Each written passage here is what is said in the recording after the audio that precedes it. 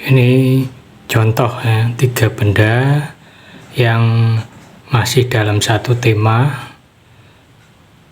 Dari 3 benda itu ada buku, kemudian ada pensil, dan ada tipek yang masing-masing memiliki bentuk berbeda, ukurannya juga berbeda, dan bahannya berbeda. Dan antara objek yang satu dengan yang lainnya itu ada keterkaitan dengan tema. Ini merupakan alat-alat yang biasa digunakan dalam pembelajaran atau peralatan tulis-menulis. Untuk objek yang lain silakan bisa kreativitas masing-masing ya, bisa mencari objek-objek yang ada di sekitar. Kemudian hal-hal yang perlu diperhatikan sebelum menggambar, yang pertama adalah masalah kaitannya dengan komposisi atau penempatan objek. Nah, diusahakan di sini dalam penempatan objek ini saling terkait, jadi satu dengan yang lainnya itu ada kaitannya ya. Jadi contoh yang tidak terkait misalnya seperti ini. Nah, jadi ini seakan-akan 3 objek ini berdiri sendiri-sendiri, tidak menyatu, tidak ada kaitannya.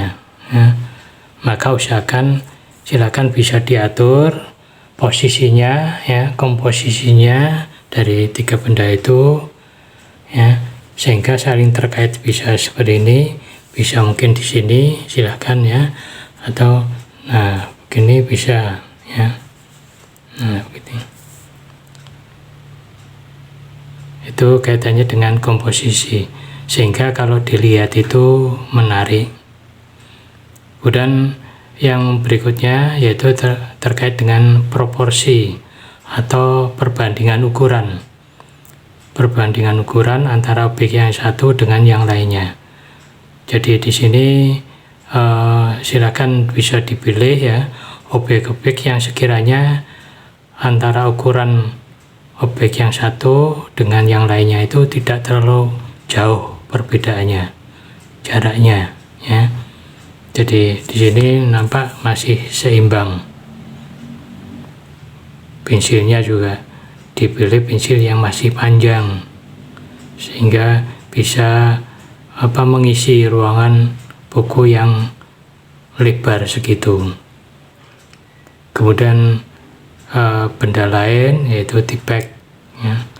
Tipek ini ukurannya juga tidak terlalu kecil sehingga sebanding dengan objek-objek yang ada yang lainnya. Itu kaitannya dengan proporsi, termasuk antara perbandingan objek yang digambar dengan bidang gambarnya atau kertas gambarnya. Jadi diusahakan kalau ukuran kertasnya A3, nanti di dalam menggambarkan objek ini jangan terlalu kecil sehingga terasa tidak sebanding dengan luasnya bidang gambar itu. Tetapi demikian sebaliknya, tidak atau jangan terlalu besar objeknya sehingga sampai objek itu ada bagian yang terpotong karena tidak muat. Tapi ukuran objek yang digambar itu diusahakan tidak terlalu kecil dan tidak terlalu besar. Jadi itu kaitannya dengan proporsi. Kemudian gelap terang. Gelap terang ini hubungannya dengan sinar yang mengenai objek. Nah, pada objek ini nampak sinar dari arah kanan ya, dari kanan agak ke atas. Jadi di sini bisa dilihat ya, bagian sini kelihatan terang ya. Buku juga begitu, bagian sini agak terang, terus ini bagian ini agak gelap sedikit ya. Kemudian demikian pula bagian sini, ini terang, kemudian bagian sini agak gelap. Walaupun perbandingannya tidak begitu terasa karena sama-sama putih. Kemudian di mana ada sinar, di situ ada bayangan. Nah, di sini karena objeknya ini ya, dasarannya buku ini tidak rata, melengkung, maka bayangannya juga ikut melengkung, tidak lurus ya. Demikian pula yang bayangan tipek. Dan ini ya, ini karena ini bentuk bukunya itu melengkung ya, menggelembung ke atas, maka bayangannya tidak lurus tetapi agak melengkung. Ini juga begitu ya, karena ininya bentuknya melengkung ke atas, maka bayangannya kebalikannya. Itu kaitannya dengan gelap terang.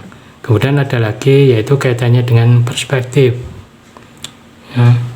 Ini karena pengaruh keterbatasannya pandangan mata manusia ya, maka di dalam memandang suatu objek ini makin jauh makin mengecil. Contoh seperti pada buku nampak jelas ya, antara panjang sini bagian depan dengan bagian belakang ini lebih panjang yang depan, makin ke belakang makin mengecil karena pengaruh perspektif.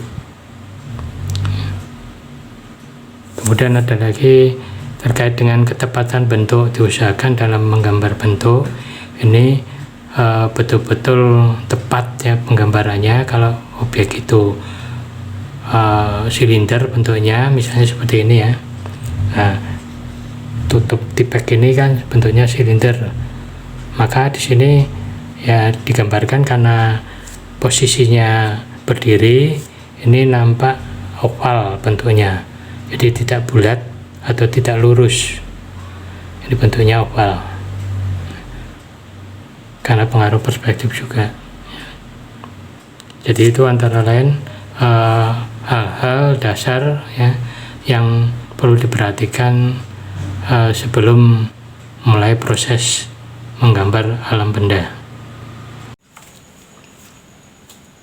Untuk tahap menggambar ini diawali dengan membuat sketsnya dulu. Bagi yang masih belajar atau pemula, ini bisa menggunakan pensil untuk menyeket. Skets ini untuk mempermudah di dalam nanti membuat detail ke perincian bentuk-bentuk objek tersebut.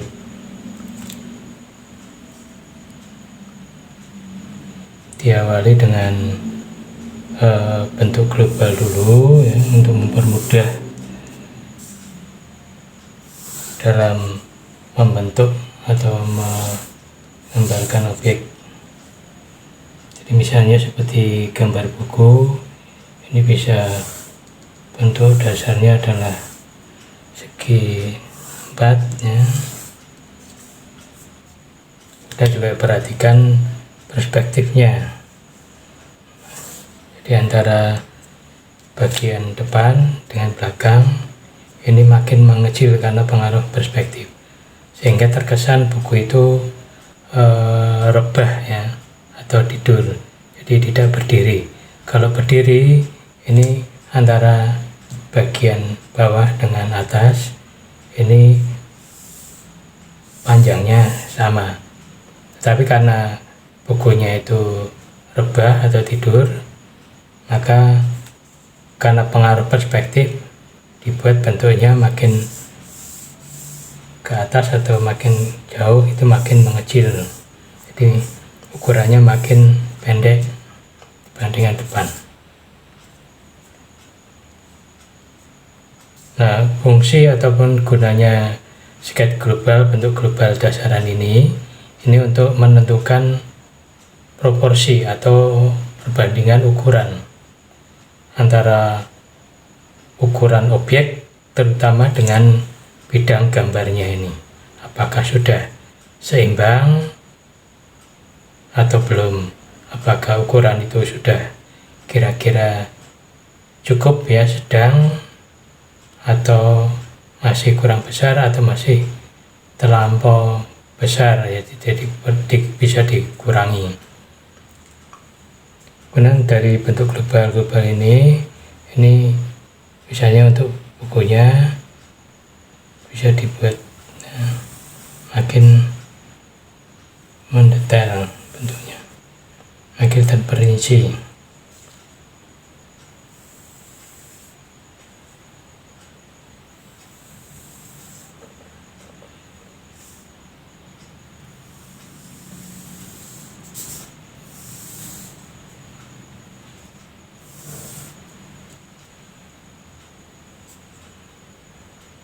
Jadi masing-masing objek ini memudahkan, bisa dibuat dengan bentuk yang dasaran dulu, terutama pertama kali, yaitu untuk menentukan ukurannya, perbandingan ukuran apakah sudah tepat sesuai yang diharapkan atau belum.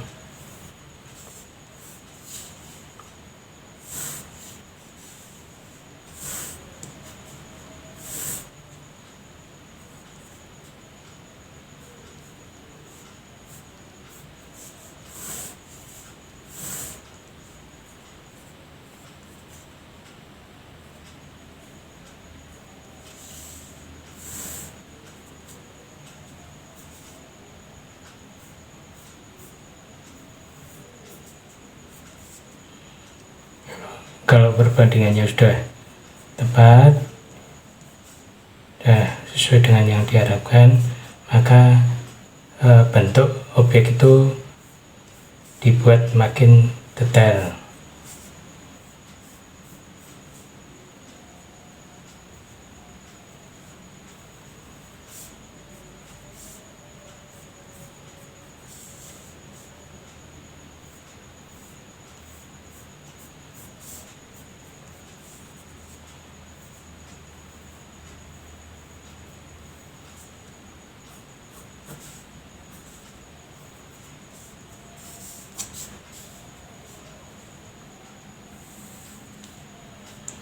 Bayangan, sekali lagi, karena bentuk dasarnya itu adalah tidak rata, maka bayangan benda tersebut juga menyesuaikan.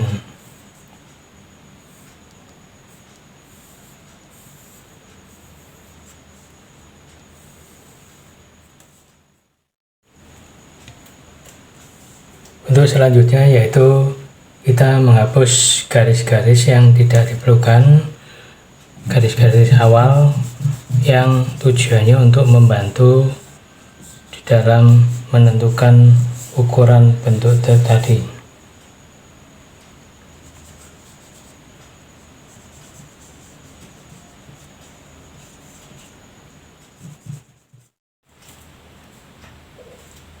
Untuk tahap berikutnya yaitu tahap pewarnaan. Untuk pewarnaan menggunakan cat air, sifat dasar cat air adalah akuarel, ya.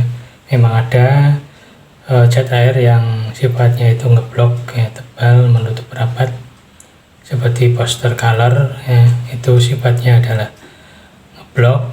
Nah, untuk jenis-jenis cat air yang cenderung akuarel, ya, ini dalam proses pewarnaannya ini encer, jadi banyak airnya. Jadi misalnya dimulai dengan pewarnaan buku misalnya, ya, jadi dikasih air yang banyak, yang encer,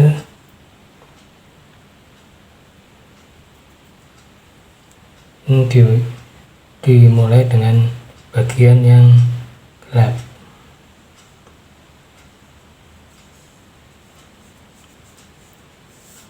Jangan diusap-usap warnanya, jadi agak diangkat kuasnya sehingga ngambang seakan-akan, ya. Karena kalau diusap-usap ini nanti resikonya kertasnya akan rusak, ya, berbulu. Jadi makin ke samping, ini digeser, dikasih air tipis, ya.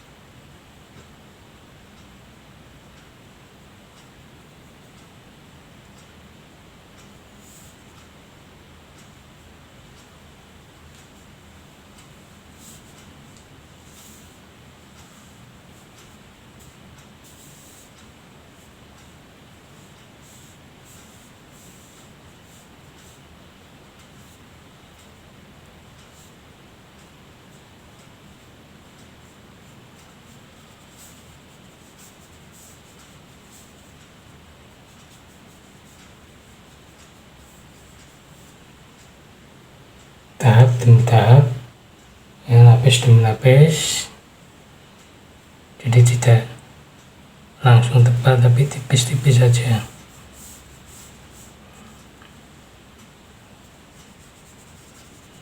Dibiaskan.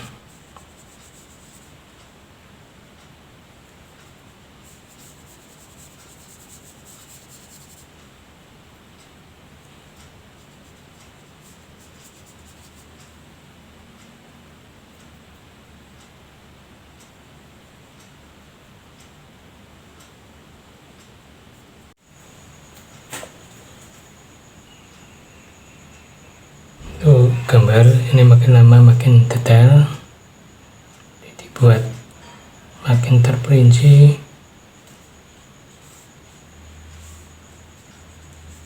lap terangnya juga, ya. Dan bentuk makin lama makin dibuat tegas.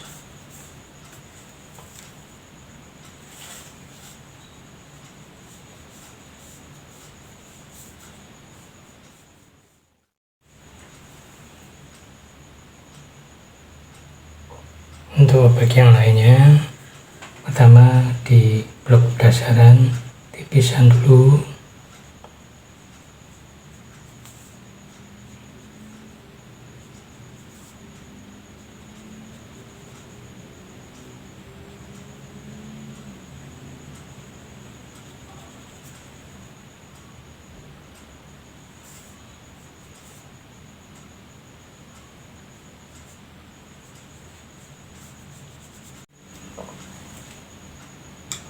untuk volume, ya, volume benda ini juga diperhatikan gelap terangnya.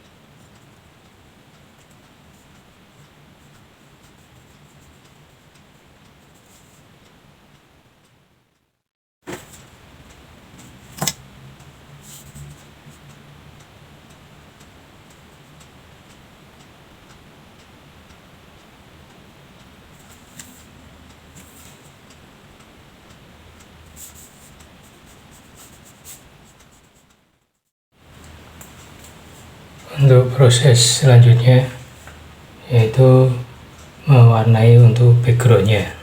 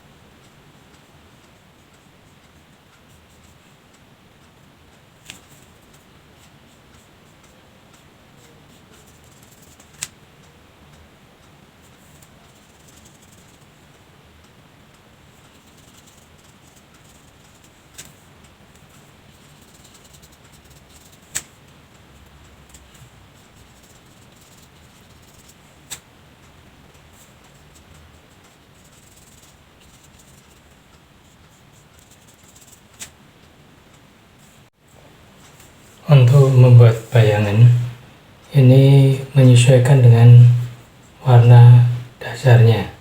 Kalau seperti bayangan buku ini karena mengenai background yang berwarna oranye, maka bayangannya adalah oranye tua. Jadi warna dasar oranye ini dikasih hitam sedikit ya, sehingga kesannya menjadi warna oranye tua atau gelap. Tapi kalau misalnya warna dasarnya background biru, ya otomatis untuk bayangannya warna biru tua atau biru gelap.